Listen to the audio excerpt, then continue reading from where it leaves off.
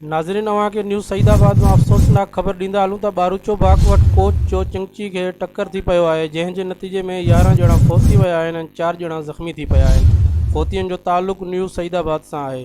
नाज़रीन अवां खे न्यूज़ सईदाबाद में अफ़सोसनाक ख़बर ॾींदा हलूं त बारूचो बाग वटि कोच जो चिंची खे टक्कर थी पियो आहे, जंहिं जे नतीजे में 11 ॼणा फौत थी विया आहिनि ऐं 4 ॼणा ज़ख़्मी थी पिया आहिनि। फौतियुनि जो तालुक़ न्यूज़ सईदाबाद सां आहे।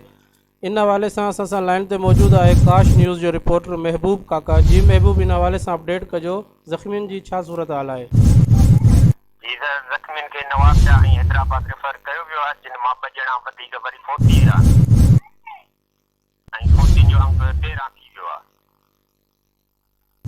ऐं जंहिं माना उहे ॿई वधीक फोसा बिरादरी जा ॿुधाया वञनि था ऐं जेके 3 ॼणा आहिनि उहे कोडी बिरादरी जा।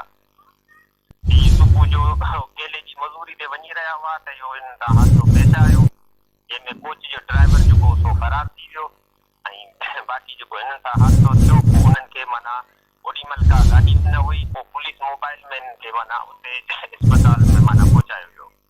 जी, वॾी महिरबानी महबूब काका अपडेट करण जी।